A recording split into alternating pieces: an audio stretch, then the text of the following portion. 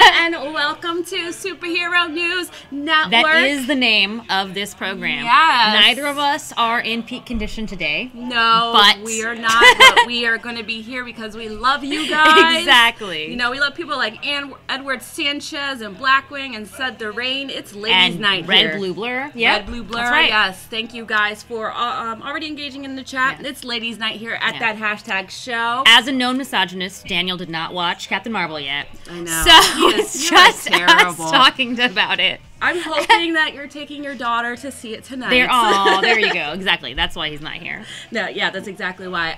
But yeah, so tonight we're going to be having a spoiler-free discussion of Captain Marvel, and then it's going to quickly be followed by Box Office Showdown, That's where right. we're going to be speaking about female reboots. Are they necessary? And we're going to be going into a little debate about that. Which you are free to join in the chat. But yes. now we will talk Captain Marvel. We will talk. So, when did you see it? I saw it on Monday. Was it Okay, Monday? that's yeah, right. I also saw it on Monday. Look at that. And then I went back and saw it on Thursday. So. Oh, you went to the CG thing? The invite CG Cinemas? No, I did not. I just went to the regular because I had gotten tickets with my friend who had just moved to LA. Yeah. So I was like, all right, I will introduce you to LA via Captain Marvel. Somehow that works. Yeah, I will say, like, even you guys know, early as a few months ago or latest few months, I was like, I'm not looking forward to this movie. I don't see any spark with it. You know, Captain Marvel is not a superhero I'm largely familiar with. I'm familiar with the character of Carol Danvers in relation to Rogue from X-Men. And then Brie Larson, you know, she's cool. She's a good actress. But I'm not with her. I don't know if she was well casted, and even seeing the movie, I'm still not totally sold on her.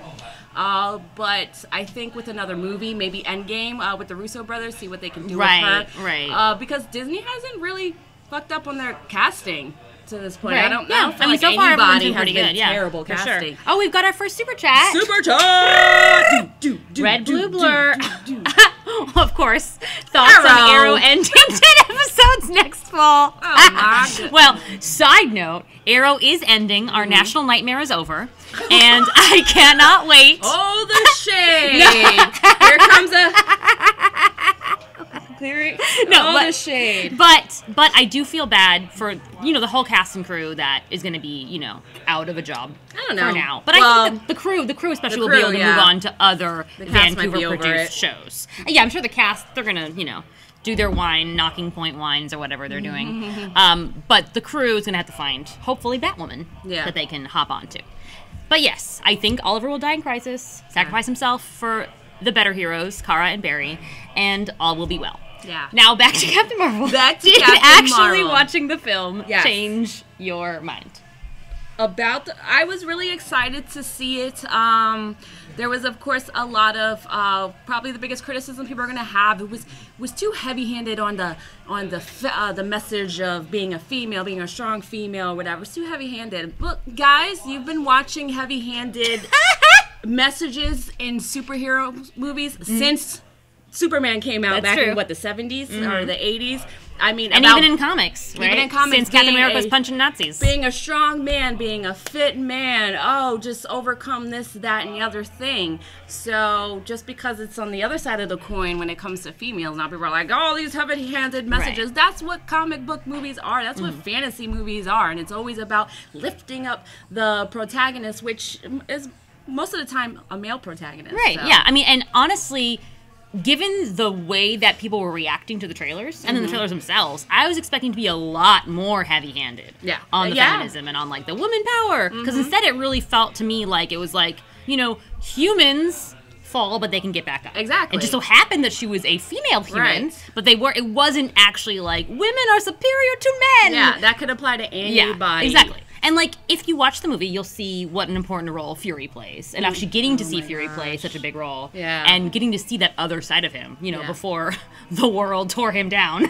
Exactly. I mean, I don't know. I know that I said this is spoiler-free discussion, and I didn't really want to spoil this for before the movie came out. With the Stan Lee tribute was yes. I cried before the movie started. Yeah. Because the Stan Lee tribute, maybe I still won't say what it is, but people have been commenting on Twitter. But it was really nice. It was so good. Yeah. So surprising. So bravo, Disney. It was actually, so, like, I watched it on Monday. And literally minutes before the movie started, we found out that Luke Perry had died. And so then I was like, well, I'm crying in the theater now. Day, I'm real sad. And then I was like, I really need this movie to start. That came out Monday morning. Yeah. You didn't find out till the evening? No, it was Monday morning. I watched the press screening Monday morning. Okay. Yeah. Oh, you went so to it was literally minutes before. Yeah. And then I was like, well, I'm real sad. I need this movie to start. And then the first thing was Stan Lee. And I was like, okay. Yeah, like double yeah, whammy. Thank you for that. But yeah, that was a sad day for sure. Rest in peace, Luke Perry. And it's gonna be interesting what happens with Riverdale in their future episodes. But I think we could talk about our favorite moments in the film, our favorite characters, what we thought about. I will tell you something. I'll just go on favorite stuff. Okay, favorite stuff. All right, let us know y'all's favorite characters if you watch the movie. Yes, I loved the chemistry between Brie Larson and Sam Jackson. Yes, Fury and Carol. They had such great chemistry. Like I would see a movie with just them solving crimes. I love the banter, and then I love just like how like chill like their back and forth was too. Because a lot of times when you have like a buddy cop kind of comedy, it's like really like aggressive. Yeah, you know. Whereas it seemed like first like he wasn't believing it, but he was like really easygoing about it. I know. And then once they're actually like getting into it, you know, it just really feels like old friends. It was very really like Men in Black. Yeah. But I'm very curious to see why he accepted it so easily. So I would like to get more of a Nick Fury backstory. We need a Nick Fury prequel movie. Yeah, we need the prequel. Like she started like pew pew pew with her superpowers, and just like what the hell? But like he came to it so quickly as well. So. Those were my two favorite characters, of course, in the film. Yeah, I really liked their banter, but I also really loved Maria Rambeau and Monica. I thought it was like so nice to meet them, and also you really got to see the human side of Carol once they came into the picture. And I think I would say that's in general the human characters were my favorite part of the film. Yeah, like when we were in space, I was like, oh, we're in space. Okay. But then when we got to Earth, I was like, yes, everything started clicking more, I think. Now, the big issues with these Marvel movies are its villains, and without saying any spoilers there, do you feel like the villain was handled well here? Enough motivation for what was going on? I think that's like, given that I knew already what was going to happen with I knew one side of things. I knew one side of the villain. Yeah. And I was like, well, yeah, okay. So like that was sort of like by the numbers, but in terms of how Brie Larson played it, I felt like that was good. You know, like I felt her sense of shock upon the discoveries that she was making. Yeah. Whereas the villain themselves, not all that exciting. Yeah. But the flip side of things, I thought was really good. Like, because you know, like you see from the start that she's in the middle of this war, and we can imagine like. All wars have two sides, and no side is actually innocent, right? Right. So to find out more about the war, I thought was actually really, really interesting, and I was not expecting it to go as far as it did. Yeah.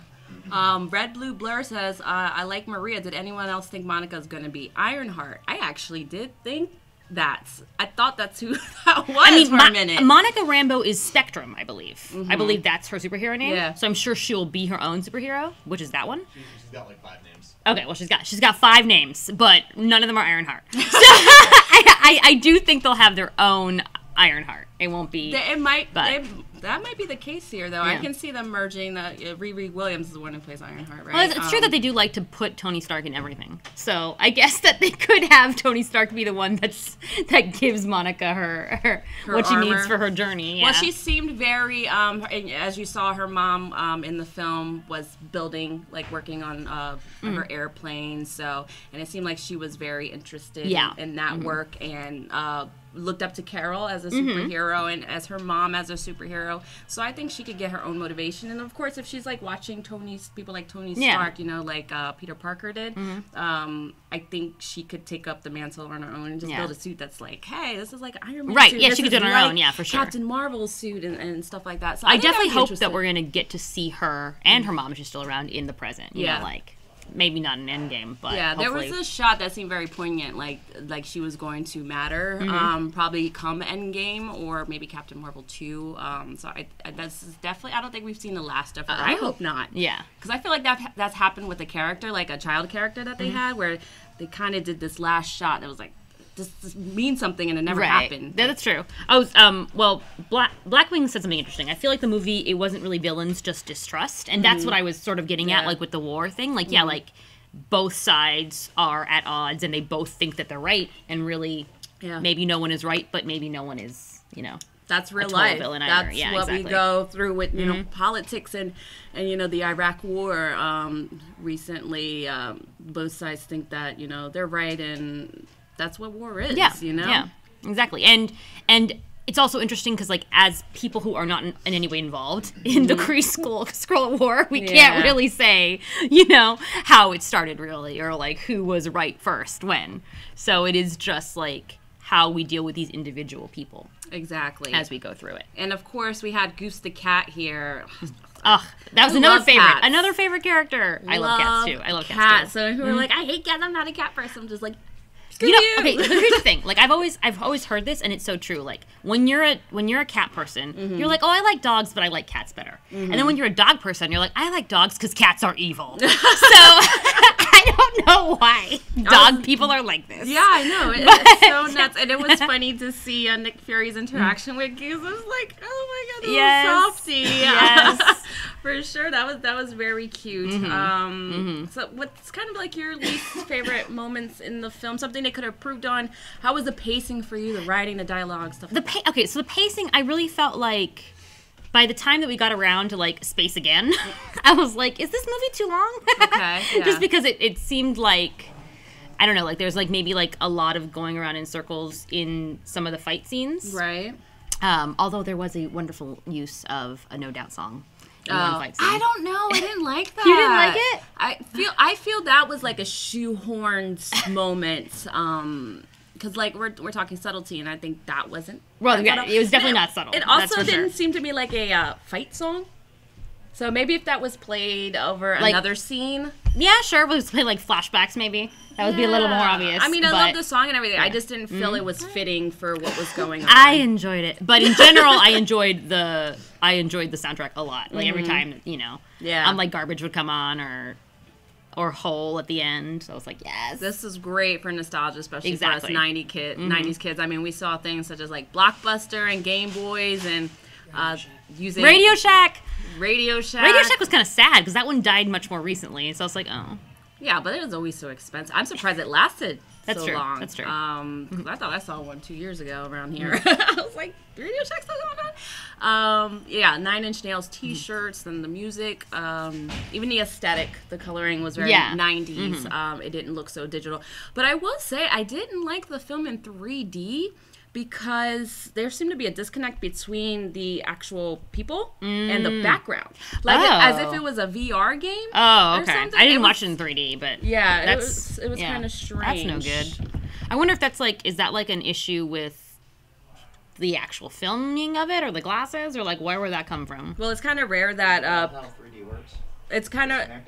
Well, yeah, but like for it to look as blocky visually. Or something, But it just depends how they convert it, because it's rare that a film is filmed in 3D, which I think is James Cameron's favorite thing to do, and what he complains about the most. It's like, if you're going to do a 3D film, you need to film it in 3D. Right. I feel like 3D in general, I just don't find it that enticing, because I'm always like, either it's going to, like, I don't know, look like I'm part of it, which I didn't actually set up for that. Or, like you said, it'll look like disconnected. Yeah. Right? So if I go to these press screenings and they give me the choice, I usually do 3D because it's not something I'll pay for. Right. For the most part. High def, super high def 3D is very weird to my eyes. So I don't tend to like that. But if you guys like 3D, Blackwing says, I saw it in 3D, and Miggy, I think you're right. It was weird, their conversion to 3D. Yeah. So I don't know. I didn't see it in 3D. I saw it at Dolby Cinema. I love Dolby Cinema. They have great speakers. TLC Waterfalls. Yeah, that was just some of the music also that played. I guess the other moment I wanted to talk about was the moment when what's the mom's name again? That was Monica and Maria. I'm telling you, I forgot these people were given names for some reason. I love Maria. She was great. Maybe if she had an action figure, we would remember her name. Yeah, all right, continue. She was great. No, I think I hope she plays a bigger part in the next film. Yes. She was great. And I thought she was going to be that typical black sidekick character that has to give this rousing speech to the white main character, like what happened when Carol got her memories back. Right. She did do that like once. Yeah, and I was like, really? You were doing so well, film. But they definitely gave her due when she was like kicking ass in that spaceship. So a lot of it was nice. moments. She really got to be part of the action, and she got to have her own little connection with Fury that wasn't, when Carol wasn't there. Yeah, exactly. So. Do you think, and it's a weird question to ask because I don't know, there might be characters that are more powerful, but do you think she's too super powered in her own right? Was she too super powered for an origin film? I think that they tried to bypass that by having it be like, oh, I can't control it or whatever for most of the film. Yeah. And then so it's like, so in that way, they didn't really show off just how superpowered she was. Mm-hmm. It might feel like, I don't know how to do it without giving spoilers, but it might feel like it's like, oh, these powers come too easy, but at the same time, that's also kind of the message of the film too, right? Like, just because you got something a certain way doesn't mean that you shouldn't use it, right? Right. Because there's always a debate of earned power versus not earned power and how much somebody should wield it. And what I also did really like was a lot of the gaslighting that was happening because that should happen. It's just like, and it was very realistic too. It was and realistic. Even in much lesser ways, like in our real life, like as women, you are gaslighted by like what you can do or what you can't do, right? Or like you have to act in this way. Yeah, or you're told like you have to taper down on your emotions, exactly, control yourself. Right. You're called certain keywords that are always associated with women, especially me as a black woman. People are like, stop being so intense and whatever, right. Stop being so aggressive, and it's just like, okay, and you're like, I see what you're saying. I see what's happening exactly. Here. And the way that they did it, I thought was also clever, like, because they didn't come out and be like, as a woman, you can't do this, right? They just used the same coded language that, women understand what is being said, right? And then they even had that moment with the guy telling her to smile, which was like, oh, yeah. I hate that. I hate that. And I don't know why that's a go-to. Guys, you might think you're being nice, you're being cute or something like that, but, like, don't tell. Yeah, don't tell girls to smile. Girls to smile. Don't tell people to smile. Sometimes they're like going through some stuff like you don't know, and you know we don't owe you. Right. We don't owe you any part of it. So if anything, I hope this film gives me the strength to not smile when people tell me to smile. I know. Sometimes I do it just to be like, leave me alone. Exactly. Sometimes you do it just so it'll go away. But it's not. Right? You didn't do a good job. Just we don't want to be confrontational, so we just grin and bear it. Yeah. Let's see. This Captain Marvel is probably as strong as Avengers: Infinity War, Thor. Ooh. Yeah. Which I said that's why it was a weird comment for me to ask Tatiana, but I also think they always taper down on Thor as well. Yeah. A little bit. Yeah. Of course, with everybody, for the most part. Let me see. And I'm sure that they'll, come up in future films. They'll be like, oh, this enemy is even more powerful. How will I defeat this enemy? Yes. So I'm sure it won't be an issue, What part do you think Carol's going to play in Endgame here? Well... Was for the end credits? Huh? What, you wanted to spoil something? No, I wasn't going to spoil it. Oh. No, I'm saying, the end credits are not really a spoiler. Like, we know she's going to play a big part, and she's showing up. We know she'll show up in Endgame. But I was just trying to think, like, because I think it goes into what we were just talking about, like, the fact that she's so overpowered, and yet we know that she's not going to just take out Thanos in one punch. Yeah. So, how are they going to... Maybe she'll... I'm still thinking about what Sam Jackson said in an interview. He said, like, she can time travel or whatever, which is not something that we've seen that she can do. Right, and also we do know there is going to be time travel in this film. I still think what that will happen is that she will be able to withstand the, Ant-Man's little quantum the quantum realm. Yeah. You guys like to use the word quantum a lot. Everything's freaking so I quantum. think she'll be able to, like, go back with him or whatever, Blackwing says, with Skrulls here, do you think we get Super Skrull, Queen Varanki, and Secret Invasion? I do expect Secret Invasion to come up soon. It's just that the way that they interpreted the Skrulls in this movie, I'm wondering how soon it'll be before we get, like really villainous Skrulls, Yeah, and I want to see how the X-Men film handles the Skrulls as well. I think it was well done here. I did expect What? Sam Jackson lied about time travel. Thank you. Thank you. But I still think that she'll be for the quantum in the film. No, just in his interview. In the interview. Yeah, but there were like set photos that leaked that showed that there is time travel in Endgame. But that's right. That's not because of Captain. Right. Oh, okay, yeah. But we do know there is going to be time travel in this film. What was I going to say? What was I going to say? X-Men Scrolls. I did expect Howard Stark to show up in this film for some reason. Oh, yeah. I did. Just because it's the mid-90s. Right. I don't know why. I just when feel did like he die? Not 92, I think. 92. Oh, really? So I guess it was just missed him. Never mind. I missed that little detail. It's like he just missed him by a few years. If only you'd come back sooner. December 91. December 91. Oh, even he could have been helping with the equipment that what's her face was trying to get. Oh yeah. Annette Bening. Annette Bening. Yes. How did you find her character? Some people were like, she is too big for this. She's too good. I think this was her cheesiest stuff here. I did not like it. Yes. I guess it's like, is it a spoiler to say that she's the? Yeah. Yes. Okay. Fine. All right. Well, whatever. So sometimes when you see her, it's like they're trying to do like not a stereotype of it, but like it's like a character sketch of what this person is. Mm-hmm. So in that sense, I see why she was acting in that way. Mm-hmm. But yeah, in general, I think that you could have gotten like anyone to do that role. It wasn't a particularly. Yeah, I agree. I agree. Like you got Annette Bening because it's Annette Bening, so why not? I feel like maybe she approached Disney and was like, "Hey, I want to." Yeah, like I'd love to be in a Marvel film. Yeah, exactly. Right? So like, it's just fun. Like, let the woman have a good time. Sure. an older female. Yeah, for sure. But for the most part, there is room for growth here. The pacing was a little bit off. I don't like how they handled flashback sequences. It was a little jarring to me, I think. But an overall good sci-fi flick for sure. Yeah. I mean, I think that they were trying, like, they wanted to be creative in how they approached the origin story. But I feel like it probably would have been just as good if they had just done a linear version of it, you know? Like, we could have seen it and then...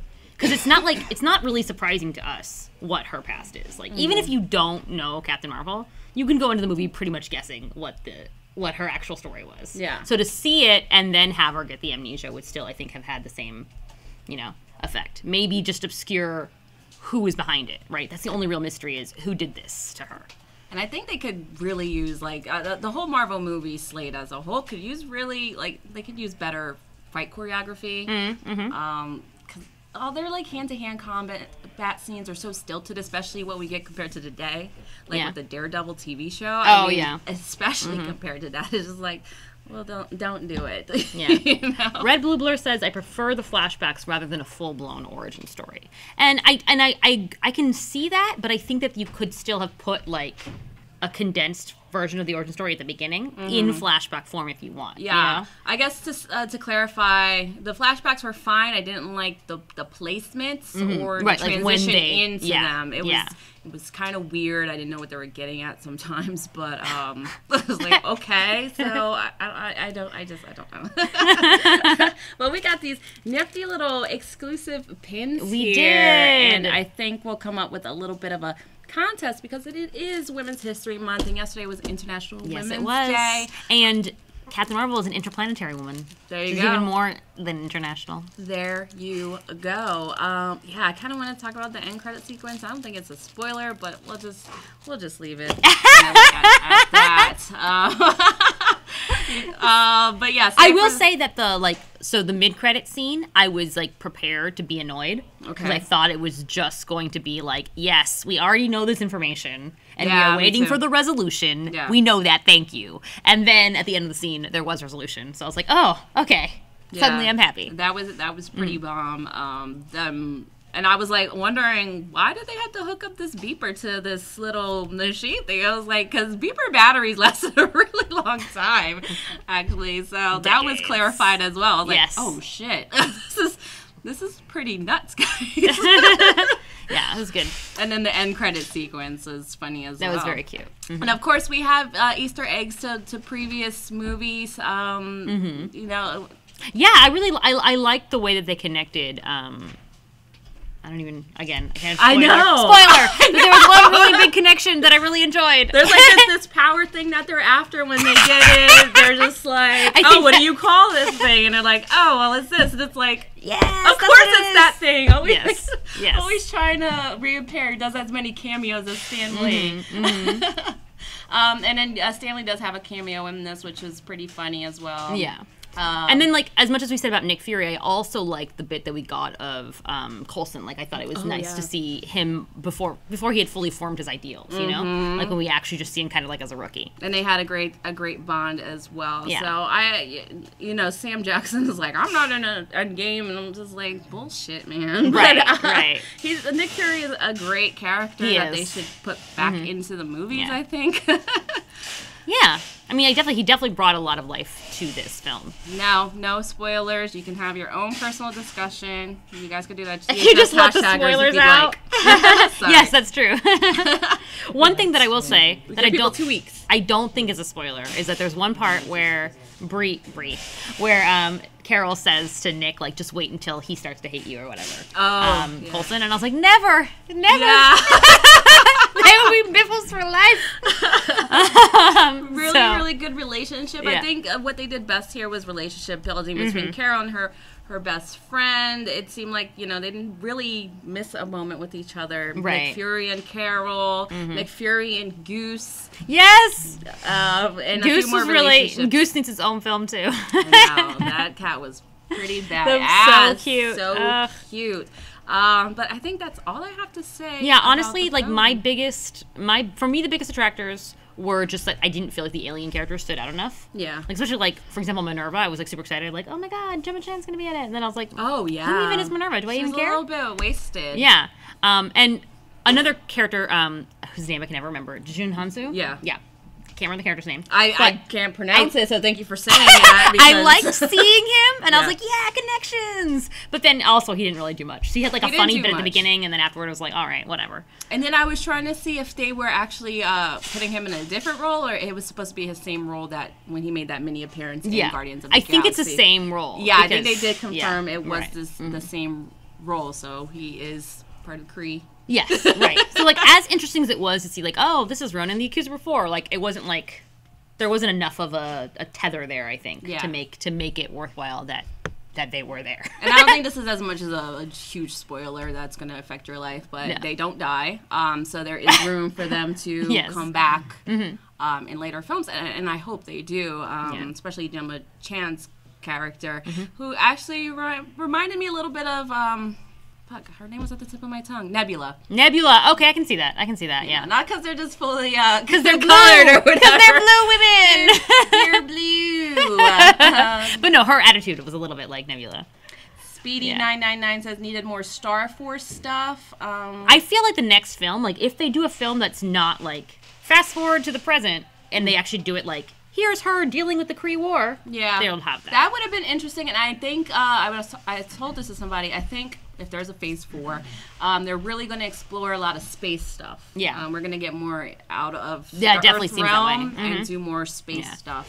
Another super chat from Rebel Super Chat! Who loves CWDC. If there's still time, thoughts on CWDC this week. I actually was super into the Shape of Water romance between King Shark and his doppelganger's wife. That was very cute. I don't know why, but it was. Was Barry wrong? Barry wrong. Everyone was wrong. All people were wrong. Don't inject people without their consent, and also please don't test untested cures on actual human beings without trying anything else first. And if you haven't tried, like, factoring in animal brains, don't test it on a half human, half shark. Why would you do that? Everyone was very stupid this episode. All right, moving on. She wants cruelty-free practices on humans. Yes. And also, this is what the animals have to go through, okay? And then Arrow. I guess Elicity's daughter is cool. Dante's much better than Diaz. Thank God. May he rest in hellfire forever. Well, look at that. Yeah. Supergirl finally acknowledged that the Children of Liberty are basically the Ku Klux Klan. So success. Great success. And Black Lightning. Now that Khalil's dead, everything is so much better. There you go. Those are my thoughts. How come nobody wants to talk about Gotham over here? Well, do you have thoughts on Gotham? I'm still in the middle of season 4. So no, you do not have thoughts. Oh, Bane is coming back in like 2 weeks, like actually being Bane and not Eduardo Dorrance. So I guess that's cool if you're into Bane. 3 episodes left in the series. Oh no! Yeah, I know. It's very sad. I'm always a season behind too. I don't know why I'm crying. Oh yes, before we go, we've got an interview. Oh yeah, from our beloved Joe. Yes, so representing guys, International Women's Day. See, Captain Marvel, not my complete favorite, not even in my top 5, but I think in my top 10 for sure. Yeah. But I think everyone should. That's like a solid entry into the MCU. Yeah. And it's an origin story too. So like for me, it's like the origin stories rank a little lower anyway. What? Shut up, Blackwing. You know you're my arch nemesis. Poor Gotham. All right, let's do it. Interview. Roll the tape. I love the fact that we get to see this side of Nick Fury as well, because it's something that maybe I just probably never thought I would see, because he's just so a little looser, a little happier, you know. Well, yeah, he's not world weary, and you know, he's not as paranoid as he is that we know him to be, and he's not as manipulative, and in his people are keeping stuff away from us, but I know things they don't know too. So that chip's not on his shoulder yet. Exactly. Speaking of Monica, I love Monica Rambeau. And obviously, I don't want to say obviously because some people don't know this, but in the comics, she becomes a hero in her own right. Mm-hmm. What are you hoping that future filmmakers can take from your performance and infuse it into the Monica character? Ooh. Her strength in every facet of the word. So not her strength in that she is always collected. Her strength in that she uses all of her experiences in life to become the person that she is. Maria is bringing Monica up literally to be the superhero badass woman that she is. And Monica already knows it. You can see with Akira's version of Monica, you can see that she just knows that she has something special in her heart, in her soul. Also, with Minerva, there's a lot more story to tell with her, I feel like. Because her character is pretty in-depth. We have a lot with Rick Jones, and there's a lot with her character. What would you like to see explored with her next in the MCU? Well, as you say, there are various different relationships that you could explore, allegiances. Yeah, I would, and also kind of her evolution towards where she ends up. Should we say that? Yeah. Yeah. I like that. You know, Sam Jackson, when I did the set visit a while back, he showed me you pushing like a Jeep up a hill. Oh, he showed that to you then, yeah. Yeah, so I'm very curious, like, can you talk to me about the training of this and getting into the fight scene, the choreography? Is that something that you were, like, familiar with, doing all that stuff? No, I was definitely not. I was not athletic in any way, which is why I took 9 months to learn how to be athletic and moonlight as an athlete. It was just a lot. It was an hour and a half every day, just going really hard, cardio and weightlifting, and then 3 months before we added in fight training as well, and that's where it like got really challenging for me because I didn't know how to punch or kick or roll or be on wires or fly or photon blast or whatever. Natural. I just really hit it hard. I was not going to look like a fool in this movie, so I'm very grateful to the stunt team. They taught me. Lucky Joe there. That's right. Interviewing Getting all the stars. And Brie Samuel Larson. Jackson. Yeah. Bastard. But I think that's going to do it for us tonight. Thank you so much, guys, in the chat. And I actually want to commend everybody in the chat here for not trying to compare Captain Marvel and Wonder Woman. That's so true. Nice job, guys. Two different films, so let's leave it at that. Yep. Thanks, Blackwing and Spider-Man and Red Blue Blur, especially for your super Yes, chat. Thank you so much for you. supporting the show. Speedy999, Daryl Delphin, thanks for jumping in, buddy. We miss you, Blackwing. You're still my arch nemesis. Don't talk to me. Heal life. That's going to do it for us for now. But we will be back at 9 p.m. Pacific Standard Time with Box Office Showdowns. We're going to speak about the proposed reboot of Rush Hour. Starring female leads, and we're going to get into a little debate of whether they're needed or not. Whether we should do female reboots like this, for and against, and Tatiana's for it, so you guys can wish me luck. Go troll her. But we'll see you here next week with more Superhero News Network. Oh, I guess and check us out at that hashtag show, of course. Yes. For news, reviews, interviews, and more. And on Facebook, THS Hashtaggers. And meanwhile, like, subscribe. Keep up to trending in geek pop culture.